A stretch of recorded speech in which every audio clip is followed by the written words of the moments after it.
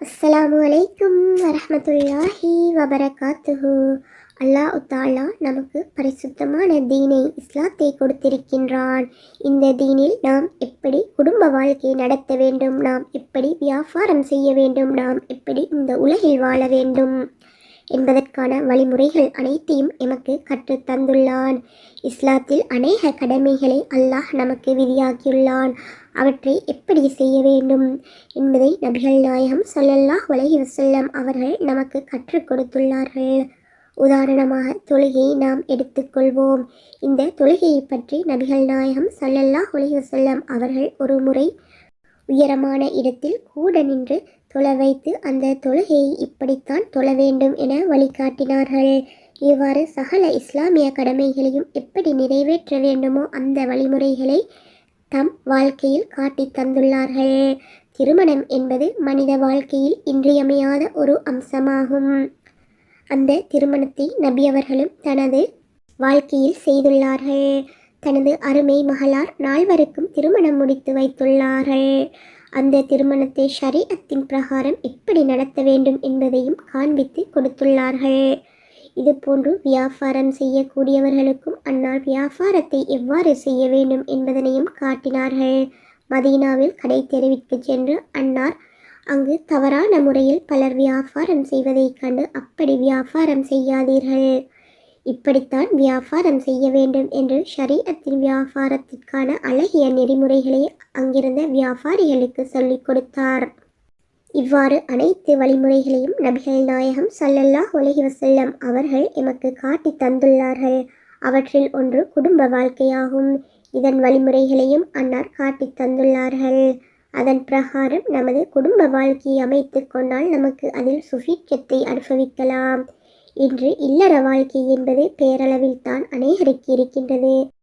அவர்களின் வாழ்க்கையில் நிம்மதி இல்லை, சந்தோஷமில்லை, எப்பொழுதும் அவர்களின் வாழ்க்கையில் பிரச்சினைகள். இதற்கான காரணம் நபி அவர்கள் கூறிய வழிமுறைகள் அவர்களின் வாழ்க்கையில் இல்லை. அவர்கள் அவற்றை பின்பற்றி நடக்கவும் இல்லை. இல்லற வாழ்க்கையின் நோக்கம் 2 ஜோடிகளுக்கு மத்தியில் அமைதியையும் சந்தோஷத்தையும் ஏற்படுத்துவதாகும். கணவனின் மூலமாக மனைவிக்கும், மனைவியின் மூலமாக கணவனுக்கும் அமைதி ஏற்பட வேண்டும். இதுவே இல்லற வாழ்க்கையின் நோக்கமாகும். திருமணம் என்பதே மகிழ்ச்சி என்பதை அல்லாஹ் குர்ஆனில் குறிப்பிடுகின்றான். உங்களிலிருந்தே உங்களுடைய மனைவிகளை அவர்கள் மூலம் நீங்கள் நிம்மதி பெறுவதற்காக உங்களுக்காக அவன் படைத்ததும் உங்களுக்கிடையே அன்பையும் இரக்கத்தையும் அவன் ஆக்கியதும் அவனுடைய அத்தாட்சிகளில் உள்ளவையாகும். 30வது அத்தியாயம் 21வது வசனம். மேலான சகோதர சகோதரிகளே, திருமணத்திற்கு பல்வேறு காரணங்கள் இருக்கலாம். அதில் மிக முக்கியமான காரணம் அந்த திருமணத்தின் மூலம் கணவன் மனைவியாகிய இருவருக்கு மத்தியிலும் அன்பு ஏற்பட வேண்டும், பாசம் ஏற்பட வேண்டும். இந்த அன்பும் பாசமும் இருவருக்கு மத்தியில் ஏற்பட பல காரணங்களை நபி அவர்கள் கூறியிருக்கின்றார்கள். கணவரின் அந்தஸ்து என்ன, அவருக்கு செய்ய வேண்டிய கடமைகள் எவை என்பவற்றை மனைவி அறிய வேண்டும். இதை போன்றே கணவனும் மனைவியின் அந்தஸ்து என்ன, அந்த மனைவிக்கு செய்ய வேண்டிய கடமைகள் எவை என்பதை அறிய வேண்டும். இந்த இருவரும் ஒருவர் மற்றவருக்கு செய்ய வேண்டிய ஹக்குகள், கடமைகளை பற்றி நபிகள் நாயகம் ஸல்லல்லாஹு அலைஹி வஸல்லம் அவர்கள் நபித்தோழர்களுக்கு தெளிவுபடுத்தியுள்ளார்கள். நபித்தோழர் ஹக்கீம் பின் முஆவியா ரலியல்லாஹு அன்ஹு அவர்கள் தன் தந்தையின் மூலம் அறிவிக்கிறார்கள். ஒரு முறை நபியிடம் வந்து, அல்லாஹ்வின் தூதரே, எங்களில் ஒருவர் தன் மனைவிக்கு செய்ய வேண்டிய ஹக்குகள், கடமைகள் என்ன என்று வினவினார். அதற்கு நபி அவர்கள் கூறினார்கள், நீங்கள் சாப்பிட்டால் அதே தரத்தில் உள்ள உணவை உங்கள் மனைவிக்கும் நீங்கள் கொடுக்க வேண்டும். நீங்கள் ஆடை அணிந்தால் அதே தரத்தில் உள்ள ஆடையை உங்கள் மனைவிக்கும் அணிவிக்க வேண்டும். அதன் பிறகு நபி அவர்கள் கூறினார்கள், நீங்கள் உங்கள் மனைவியின் கன்னத்தில் அறைய வேண்டாம். ஏதாவது தவறு நடந்துவிட்டால் மக்கள் மத்தியில் அவளை ஒதுக்கி தள்ளி வாழ வேண்டாம். உங்கள் வீட்டில் உள்ள அறைக்குள் வேண்டுமென்றால் அவளுக்கு படிப்பினை ஏற்படுத்த ஒதுக்கி தள்ளி வையுங்கள். ஆனால் மக்கள் மத்தியில் அவளை ஒதுக்கி தள்ளிவிட வேண்டாம். நூல் அபூ தாவூத். இவ்வாறெல்லாம் ஒருவர் தன் மனைவிக்கு செய்ய வேண்டிய ஹக்குகள், கடமைகளை நபி அவர்கள் கூறியுள்ளார்கள். இது போன்று மனைவிக்கும் கணவனின் கடமைகள் விடயமாக அன்னார் பல விடயங்களை கூறியுள்ளார்கள். ஆண்கள் தான் பெண்களை விட பலமுள்ளவர்கள், ஆண்கள் தான் பெண்களை நிர்வகிக்க கூடியவர்கள். அது பற்றி அல்லாஹ் அல் குர்ஆனிலே இப்படி கூறுகின்றான், ஆண்கள் பெண்களை நிர்வகிக்கின்றவர்கள். 4வது அத்தியாயம் 34வது வசனம். நிர்வாகம், பரிபாலனம் ஆண்களின் கைகளில்தான் இருக்க வேண்டும். அதுபோன்று ஒரு பெண் எப்படி கணவரின் முன் இருக்க வேண்டும் என்பதையும் நபி அவர்கள் கூறியுள்ளார்கள். நபிகள் நாயகம் ஸல்லல்லாஹு அலைஹி வஸல்லம் அவர்கள் கூறியுள்ளார்கள், கணவர் ஏதேனும் வேலையை செய்யுமாறு அவளை பணித்தால் அவள் உடன் கணவனின் அந்த கட்டளைக்கு வழிபட வேண்டும். நீங்கள் அவளை பார்த்துவிட்டால் அவள் உங்களை சந்தோஷப்படுத்த வேண்டும். கணவன் ஏதேனும் ஒரு விடயத்தில் சத்தியம் செய்துவிட்டால் அதை நிறைவேற்ற கணவனுக்கு மனைவி உதவி செய்ய வேண்டும். இவ்வாறு கூறிய நபி அவர்கள் மேலும் கூறினார்கள், கணவர் வெளியூருக்கு அல்லது வெளிநாட்டிற்கு சென்றுவிட்டால் மனைவி அவளது கற்பையும் கணவனின் பொருளையும் பாதுகாக்க வேண்டும். இது மனைவிக்குரிய கடமையாகும். நூல் இப்னு மாஜா, அபூ தாவூத். கண்ணியமான சகோதரர்களே, சகோதரிகளே, இது நபிகள் நாயகம் ஸல்லல்லாஹு அலைஹி வஸல்லம் அவர்களின் காலத்தில் நடந்ததொரு நிகழ்ச்சியாகும். கிறிஸ்தவர்கள் அவர்களின் ஃபாதிரிமார்களுக்கு சஜ்தா செய்வதை கண்ட நபித்தோழர்களில் சிலர் நபியவர்களிடம் கீழ் வருமாறு கூறினார்கள், நீங்கள் தான் உண்மையான தலைவர். நீங்களே உலகிற்கு வந்த அனைத்து நபிமார்களுக்கும் தலைவராக இருக்கின்றீர்கள்.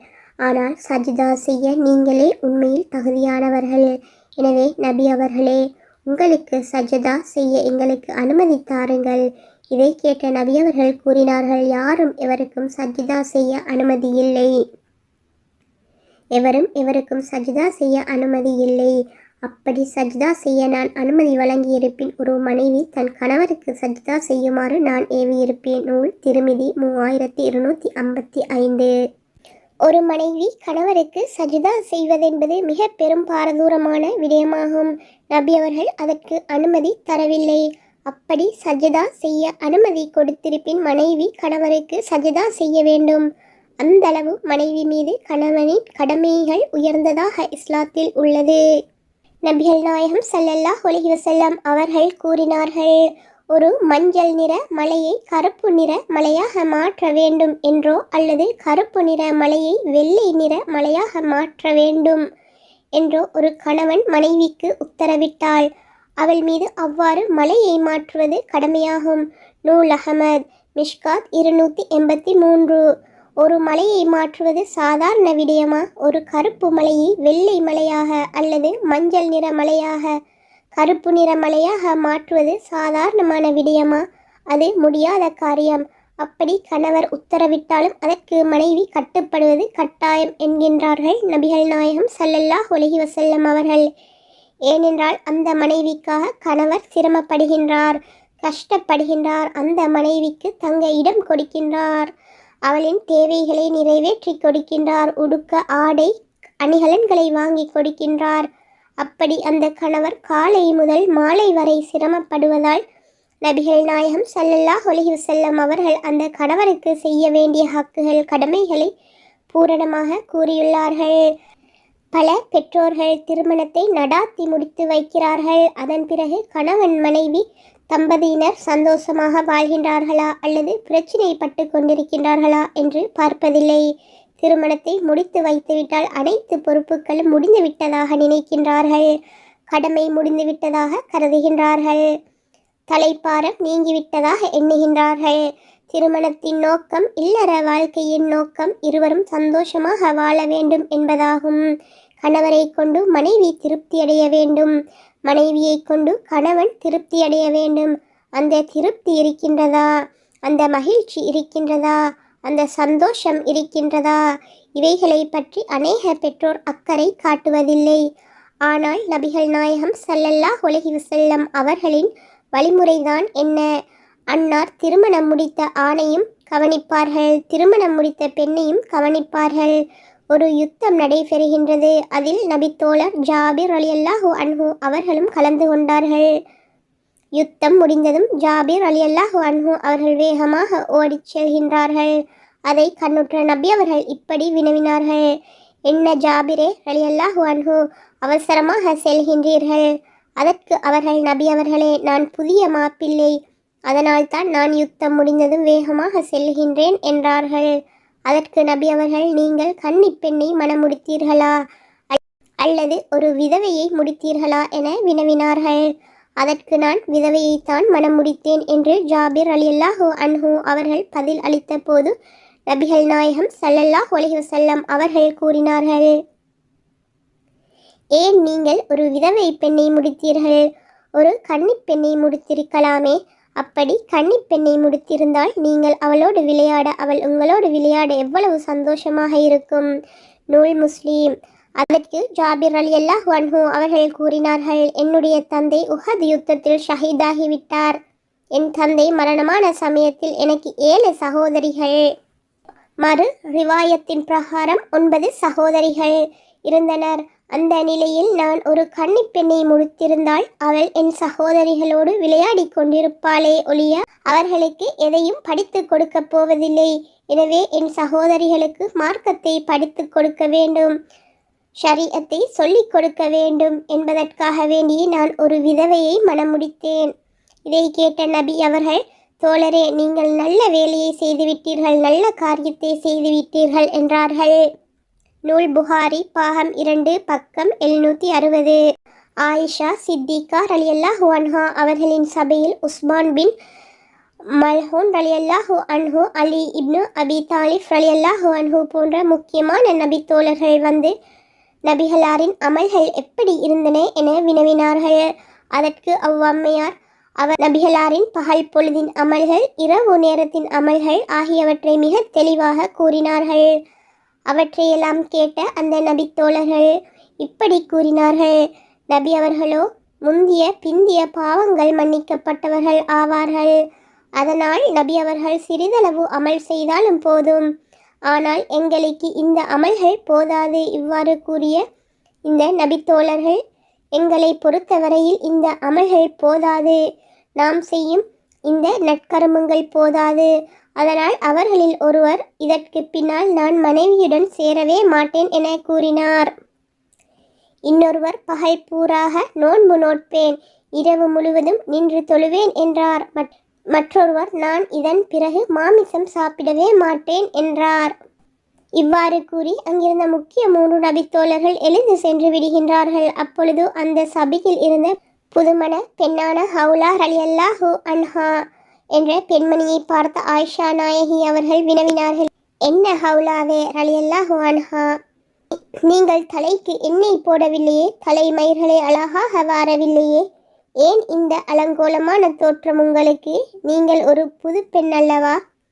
அதற்கு அந்த பெண்மணி ஆயிஷா நாயகியை பார்த்து, நான் திருமணம் முடித்ததில் இருந்து என்னுடைய கணவர் என்னுடைய ஆடையை விலக்கியதே இல்லை என கூறினார்கள். இதை கேட்ட அச்சபையில் இருந்த பெண்கள் சிரிக்கலானார்கள். அந்த சமயத்தில் நபிகள் நாயகம் ஸல்லல்லாஹு அலைஹி வஸல்லம் அவர்கள் அங்கே வருகை தருகின்றார்கள். அப்போது அங்கு கூடி சிரித்து கொண்டிருந்த பெண்களை கண்ட நபி அவர்கள் ஆயிஷா நாயகியிடம், என்ன ஆயிஷாவே, இந்த பெண்கள் சிரிக்கின்றார்கள் என வினவினார்கள். அதற்கு அவ்வம்மையார் அங்கு நடந்தவற்றை கூறினார்கள். ஹவுலாவின் பதிலை கேட்ட அப்பெண்கள் சிரிக்கிறார்கள் என்றும் கூறினார்கள். பிறகு நபி அவர்கள் அந்த ஹவுலா ரலியல்லாஹு அன்ஹா என்ற பெண்மணியின் கணவரை அங்கே அழைத்து வரும்படி பணிக்கின்றார்கள். அந்த பெண்ணின் கணவராக உஸ்மான் பின் மல்ஹூன் ரலியல்லாஹு அன்ஹுவாக இருந்தார்கள்.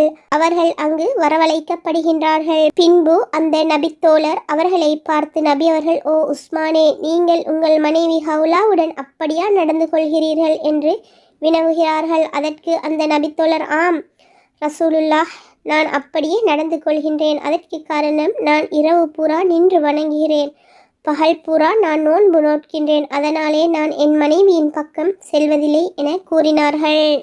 அப்பொழுது நபி அவர்கள், உஸ்மானே, நீங்கள் உடனடியாக இப்பொழுதே சென்று உங்கள் மனைவியுடன் சேர்ந்து வாழுங்கள் என கூறினார்கள்.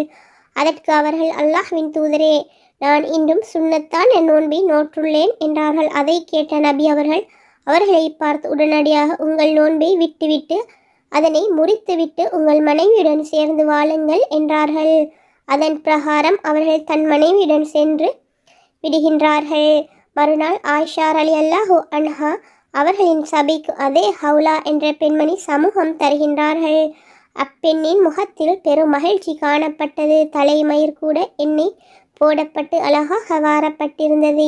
இன்னும் அந்த பெண் மனம் பூசியும் இருந்தார்கள். இதை கண்ட ஆயிஷா நாயகி அவர்கள், ஹவுலாவே, இன்று எப்படி உங்களது இல்லற வாழ்க்கை என வினவினார்கள். அதற்கு அப்பெண்மணி, நபி அவர்கள் நேற்று என் கணவரை என்னிடம் அனுப்பி வைத்தார்கள். எனவே நேற்று நாங்கள் சந்தோஷமாக வாழ்ந்தோம் என்றார்கள். பிறகு நபி அவர்கள் நபி தோழர்களை பார்த்து கூறினார்கள், சிலர் தங்கள் மனைவிகளுடன் சேர மாட்டோம் என்றும், சிலர் தன் மனைவிகளுடன் இரவில் உறங்க மாட்டோம் என்றும், இன்னும் சிலர் மாமிசம் உண்ண மாட்டோம் என்றும் தங்களுக்கு மத்தியில் சத்தியம் செய்து கொள்கின்றனர். ஆனால் நீங்கள் இதனை நன்றாக விளங்கிக் கொள்ள வேண்டும். அதாவது, நான் இரவில் தூங்கவும் செய்வேன், இரவில் விழித்து வணக்கம் புரியவும் செய்வேன். நான் மனைவிமார்களுடன் சேர்ந்து வாழவும் செய்வேன், மனைவிமார்களுடன் பிரிந்து வணங்கவும் செய்வேன். இதுதான் எனது வழியாகும். பிறகு நபி அவர்கள் கூறினார்கள், எவர் என்னுடைய வழிமுறையை புறக்கணிக்கின்றாரோ அவர் நம்மை சார்ந்தவர் அல்லர். நூல் புகாரி பாகம் 2 பக்கம் 757. நபி அவர்கள் இவ்வாறு கூறிய சந்தர்ப்பத்தில் தான் பின்வரும் அல் குர்ஆன் வசனம் இறங்குகின்றது. அல்லாஹ்வின் மீது நம்பிக்கை கொண்டவர்களே, அல்லாஹ் உங்களுக்கு ஆகுமாக்கி வைத்தவற்றில் தூய்மையானவற்றை நீங்கள் விலக்கப்பட்டவைகளாக ஆக்கிக் கொள்ளாதீர்கள். நீங்கள் வரம்பு மீறியும் செல்லாதீர்கள். 5வது அத்தியாயம் 87வது வசனம். நான் உங்களுக்கு ஹலால் அனுமதியுள்ளவை என கூறியிருப்பவைகளை ஹராம் என நீங்களே ஏற்படுத்தி கொள்ளாதீர்கள். ஹலாலான உணவுகள் உண்பதை உங்களுக்கு அனுமதித்துள்ளேன். திருமணம் முடித்து கொள்ளுவதை ஆகுமாக்கியுள்ளேன். இரவு நேரத்தில் தூங்குவதை அனுமதித்துள்ளேன். இவ்வாறு நான் உங்கள் மீது அனுமதித்துள்ளவைகளை நீங்களே உங்கள் மீது ஹராம், அனுமதிக்கப்படாதவை என ஏற்படுத்தி கொள்ளாதீர்கள். மேலும் எனது வரம்பையும் மீறிவிடாதீர்கள். இதனையே மேற்படி அல் குர்ஆன் வசனங்கள் நமக்கு தெளிவுபடுத்துகின்றன. மேலும் அல்லாஹ் அல் குர்ஆனில் வரம்பு மீறுவதை பற்றி இவ்வாறு நமக்கு எச்சரிக்கை செய்கின்றான். நிச்சயமாக அல்லாஹ் வரம்பு மீறுவோரை நேசிக்க மாட்டான். 5வது அத்தியாயம் 87வது வசனம்.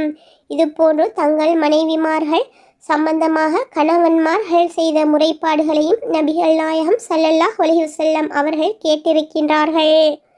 அபூ தாவூத் என்ற ஹதீஸ் கிரந்தத்தில் பின்வரும் நிகழ்வு பதிவு செய்யப்பட்டுள்ளது. சஃப்வான் இப்னு முஅத்தல் ரலியல்லாஹு அன்ஹு அவர்களின் மனைவி நபிகள் நாயகம் ஸல்லல்லாஹு அலைஹி வஸல்லம் அவர்களிடம் வந்து முறைப்பாடு செய்கின்றார்கள். நபி அவர்களே, நான் தொழுதால் என் கணவர் எனக்கு அடிக்கின்றார். நான் நோன்பு நோற்றால் என் கணவர் அந்த நோன்பை விட சொல்லுகின்றார். அவர் சுபுஹ் தொழுகையை நிறைவேற்றுவதோ சூரியன் உதித்ததற்கு பிறகுதான். யா ரசூலுல்லாஹ், இந்த முறைப்பாட்டை கேட்ட நபி அவர்கள் அப்பெண்ணின் கணவரான சஃப்வான் ரலியல்லாஹு அன்ஹு அவர்களை அங்கு வருமாறு கட்டளை பிறப்பிக்கின்றார்கள்.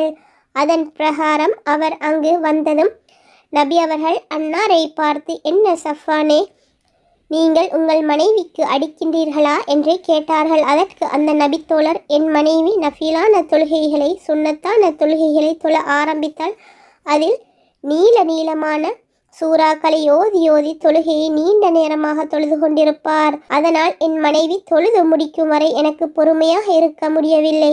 அதனாலே என் மனைவிக்கு நான் அடிக்கின்றேன். இதை கேட்ட நபி அவர்கள் அந்த நபித்தோழரின் மனைவியை பார்த்து, உங்கள் கணவர் சொல்வது சரிதானா என்று வினவுகின்றார்கள். நீங்கள் தொழும்போது சிறிய சூறாக்களை ஓதி அவசரமாக உங்கள் தொழுகையை முடியுங்கள் என்றார்கள். பிறகு அந்த நபித்தோழரை பார்த்து நபி அவர்கள், என்ன, உங்கள் மனைவி நோன்பு நோற்றால் அதை விட்டுவிட நீங்கள் கூறுகிறீர்களாமே என்று கேட்டார்கள். அதற்கு அவர்கள், ஆம் யா ரசூலல்லாஹ், என் மனைவி தினமும் நஃபீலான சுன்னத்தான நோன்புகளை நோட்கின்றாள்.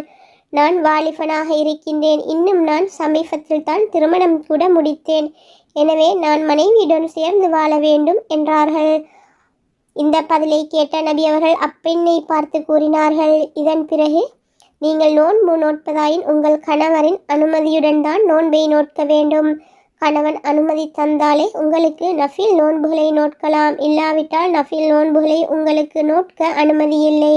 பிறகு நபி அவர்கள் அந்த நபித்தோழரை பார்த்து கேட்டார்கள், உங்கள் மீதமான 3ஆம் குற்றச்சாட்டு, நீங்கள் சூரியன் உதித்த பிறகே சுபுஹ் தொழுகையை தொழுகின்றீர்களாமே. அதற்கு அவர்கள் கூறினார்கள், நபி அவர்களே, எனது குடும்பம் பெரிய குடும்பம். நான் இரவு வேளையிலே காட்டிற்கு செல்லுகின்றேன். மிக தாமதித்த பிறகே வந்து நான் படுக்கின்றேன். சில சமயங்களில் மாத்திரம்தான் சூரியன் உதித்ததன் பிறகு சுபுஹ் தொழுகின்றேன். இச்சந்தர்ப்பத்தில் தான் நபி அவர்கள், நீங்கள் அறியாமல் உங்களுக்கு தூக்கம் போய்விட்டது என்றால் அப்போது நீங்கள் எழும்பிய பிறகு தொழுது கொள்ளுங்கள் என கூறினார்கள்.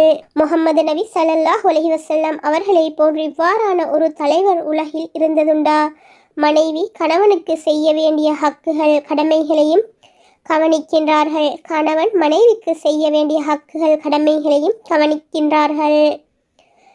கணவன் மனைவி ஒருவர் மற்றவருடன் எப்படி வாழ வேண்டும் என்ற வழிமுறைகளையும் நபி அவர்கள் காண்பித்து கொடுத்தார்கள். நபி தோழர்கள் நபி அவர்கள் கூறிய பிரகாரம் வாழ்ந்ததன் காரணமாக அவர்கள் காலமெல்லாம் சந்தோஷமாக சிறப்பாக வாழ்ந்தார்கள். ஆனால் நாம் இன்று பார்க்கின்றோம், இன்று கணவன் மனைவிக்கு மத்தியில் எத்தனை பிரச்சனைகள், எத்தனை சண்டை சச்சரவுகள், இல்லற வாழ்க்கையில் எந்த விதமான சந்தோஷமும் இல்லாமல் மன நிம்மதி அற்றவர்களாகவும் இன்றைய காலத்து தம்பதியினர் வாழ்ந்து வருகின்றார்கள். காரணம், மனைவிக்கு கணவருக்கு செய்ய வேண்டிய கடமைகள் என்னவென்று தெரியாது, கணவருக்கு மனைவிக்கு செய்ய வேண்டிய கடமைகள் தெரியாது, குடும்ப வாழ்க்கை எவ்வாறு வழிநடாத்த வேண்டும் என்பது தெரியாது. இதனால் இன்று கணவன் மனைவிக்கு மத்தியில் பிரச்சினை. திருமணம் முடித்த சில நாட்களில் அல்லது சில மணி நேரத்தில் கணவன் மனைவியை விவாகரத்து செய்து விடுகின்றான். எதற்கு விவாகரத்து செய்ய வேண்டும், விவாகரத்து செய்ய இஸ்லாம் என்ன காரணங்களை கூறியுள்ளது என்பதை பற்றி அவனுக்கு அறிவே இல்லை. எனவே தொட்டதற்கெல்லாம் இத்தகைய அறிவற்ற கணவர்கள் தலாக் வரை சென்று விடுகின்றார்கள். இன்று கணவன் மனைவிக்கு மத்தியில் பிரச்சனைகள் ஏற்பட ஒரு முக்கிய காரணி குடும்ப செலவினங்களை கூட்டிக் கொண்டிருப்பதாகும். ஆடைகளுக்காக செலவிடும் பணம், சாப்பாட்டிற்காக செலவிடும் பணம், விருந்து பிரசாரங்களுக்காக செலவிடும் பணம், வீடு கட்டுவதற்காக செலவிடும் பணம், நகை நட்டுக்கள் வாங்குவதற்காக செலவிடும் பணம் என இவைகளுக்கே பணத்தை வீண் விரயம் செய்யும் பழக்கம் எல்லையை மீறிவிட்டது. இன்று வீட்டு பெண்கள் ஆடம்பரமான செலவீனங்களுக்கும் பழகிவிட்டார்கள். வீட்டில் சமைக்கும் உணவுகள் ஒன்றுக்கு பல வகை வகையான உணவுகளை சமைக்கின்றனர். வித நிறத்திலான எண்ணிக்கையற்ற ஆடைகளை வாங்கி குவிக்கின்றனர். செருப்புகள், பாதணிகள் வகை வகையாக வாங்கி குவிக்கின்றனர். அணிகலன்கள், ஆபரணங்கள் காலத்திற்கும் நேரத்திற்கும் ஏற்றவாறு மாற்றப்படுகின்றன. வீட்டு தளபாடங்கள் தேவைக்கும் அதிகமாக வாங்கி குவிக்கப்படுகின்றன. இவ்வாறு வீண் செலவுகள், ஆடம்பர செலவீனங்கள் இக்காலத்து பெண்களிடம் மிகைத்து விட்டதால் கணவன்மார்கள் சிரமப்படுகின்றனர். ஆனால் எளிமையான வாழ்க்கை, ஆடம்பரம் இல்லாத வாழ்க்கையை நாம் கையாண்டோம் என்றால் இந்த அளவு பாரிய பிரச்சனை சிக்கல்கள் நமது குடும்பத்தில் ஏற்படாது. உணவை பற்றி நபிகள் நாயகம் ஸல்லல்லாஹு அலைஹி வஸல்லம் அவர்கள் கூறினார்கள். ஆனால் நமது வீடுகளில் உணவின் மிகைப்பை கூற வேண்டிய தேவையில்லை. விதவிதமான உணவு வகைகள், இறைச்சி என்றால் அது விதவிதமாக சமைக்கப்படுகின்றது. இன்னும் எத்தனை குழம்பு வகைகள், இன்னும் எத்தனை விதமான பானங்கள், இப்படி தேவைக்கும் அதிகமாக உணவுக்காக செலவிடும் அமைப்பு அநேக இஸ்லாமிய வீடுகளில் உருவாகிவிட்டது. வீட்டில் சமைக்கப்படும் உணவுகள், வீட்டார் அணியும் ஆடைகள், பெண்கள் அணியும் ஆபரணங்கள், வசிக்க போகும் வீட்டின் கட்டிட செலவுகள், வீட்டு தளபாடங்களின் செலவுகள், இவைகள் தேவையை மிஞ்சி அதிகரிக்கப்பட்டதாலேயே குடும்பங்களில் பிரச்சினை, சண்டை சச்சரவுகள். நாம் தூங்கும் கட்டிலை பற்றி நபிகள் நாயகம் ஸல்லல்லாஹு அலைஹி வஸல்லம் அவர்கள் இப்படி கூறினார்கள். ஆணுக்கு ஒரு விரிப்பு, பெண்ணுக்கு ஒரு விரிப்பு இருக்க வேண்டும். மூன்றாவதொரு விரிப்பு எவரேனும் வந்தால் அந்த விருந்தாளிக்காக இருக்க வேண்டும். ஆனால் நான்காவது விரிப்பு அது ஷைத்தானுக்காகும். நூல் முஸ்லிம். இவ்வாறு தேவைக்கு அதிகமான விரிப்புகள் மட்டுமல்லாமல் ஏனைய வீட்டு பொருட்களும் தவிர்க்கப்பட வேண்டியவைகளாகும். இதனையே மேற்படி ஹதீஸ் நமக்கு தெளிவுபடுத்துகின்றது. குடும்பத்தில் பிரச்சினைகள், சச்சரவுகள் ஏற்பட இரண்டாவது காரணம் இதுவாகும். அதாவது எங்கள் மனைவிமார்களை நாம் தங்க வைத்துள்ள இடம் அவர்களுக்கு நிம்மதியை, அமைதியை கொடுக்கக்கூடியதாக இல்லை. அவள் சுதந்திரமாக நிம்மதியாக வாழக்கூடிய இடமாக இல்லை. இதனை பற்றி அல் குர்ஆனில் அல்லாஹ் இப்படி கூறுகின்றான். உங்கள் வசதிக்கு ஏற்ப நீங்கள் குடியிருந்து வரும் இடத்தில் இத்தாவில் இருக்கும் பெண்களாகிய அவர்களை குடியிருக்க செய்யுங்கள். மேலும் அப்பெண்களிடம் ஈடாக எதையும் பெறவோ அல்லது நிர்பந்தமாக அவர்களை வெளியேற்றும் சூழ்நிலையை உருவாக்கியோ நீங்கள் அவர்களுக்கு நெருக்கடி ஏற்படுத்துவதற்காக அவர்களுக்கு இடர் விளைவிக்காதீர்கள். 65வது அத்தியாயம் 6வது வசனம். இன்று அதிகமான குடும்பங்களில் பிரச்சனைகள் ஏற்பட காரணம் கணவராகின்றவர் அவரின் தாயையும் அவரின் சகோதரியையும் மனைவியோடு ஒரே வீட்டில் தங்க வைப்பதாகும்.